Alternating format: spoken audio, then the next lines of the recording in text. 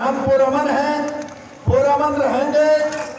بعض ایجنسیوں کے لوگ اگر کسی علاقے کو نقصان پہنچائیں تو آپ نے ان کے ساتھ نہیں چلنا اور انہیں پکڑ کر یہاں اسٹیٹ کی گاڑی تک لے آنا ہے۔ انشاءاللہ اللہ کامیابی دے گا۔ پولیس پسپا ہوئی ہے، مزید ہوگی، فتح حضور کے غلاموں کی ہوگی۔ تاجدار مدینہ کی بارگاہ میں اپنی حاضری لگوانی ہے۔ اللہ آپ کے جذبوں کو سلامت رکھے، آپ کی جوانیوں کو سلامت رکھے، آپ کے گھروں پر اپنی رحمتیں اور برکتیں نازل فرمائے۔ سارا دن اور رات آپ نے جاگ کر گزاری اور یہاں پر کھڑے رہے، لیکن پھر بھی پولیس پسپا ہوئی ہے۔ یہ ہمارا کمال نہیں، رمضان کی یوم دعوت ہے اور فرشتے جس طرح بدر میں اترے تھے انشاءاللہ لیاقت بعد میں بھی اتر رہے ہیں۔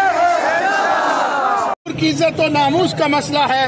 میں تمام علماء، مشائخ اور جتنے کارکنان ہیں اور جو حضور سے پیار کرنے والے ہیں، اگر وہ یہود و ہنود کی ایجنٹ اس حکومت سے نجات چاہتے ہیں اور حضور علیہ السلام کی عزت و ناموس پر پہرے داری کا فریضہ سر انجام دینا چاہتے ہیں، مساجد، مدارس اور خانقاہوں کا تحفظ چاہتے ہیں، تو میں انہیں دعوت پیش کرتا ہوں، لبیک یا رسول اللہ، پاکستان کے اس کارواں میں شامل ہو۔ دنیا کی کوئی حیثیت نہیں، لیکن ہمیں فخر ہوگا کہ تاجدار مدینہ کی عزت و ناموس پر ہم نے جانیں دی ہے۔ یہ آنسو گیس کی بات کرتے ہیں، آج تو ہم گولیاں کھانا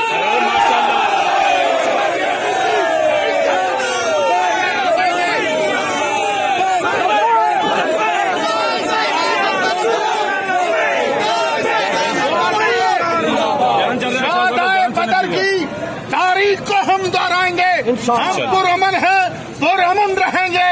آج عدلیہ سے ہم اپیل کرتے ہیں کہ chief justice of supreme court اس کا نوٹس لیں کہ حکومت وقت ایک معاہدہ پوری دنیا کے سامنے کرتی ہے، دستخط کیے جاتے ہیں اور پھر اس معاہدے سے روگردانی کرتی ہے۔ کیا یہ آئین کی 62 اور 63 پر یہ پورا اترتے ہیں یا نہیں؟ یہ امین اور صادق ہیں یا نہیں؟ عدالت کو کرنا چاہیے اور انشاءاللہ ایک عدالت روز قیامت اللہ کی بارگاہ میں لگنے والی ہے۔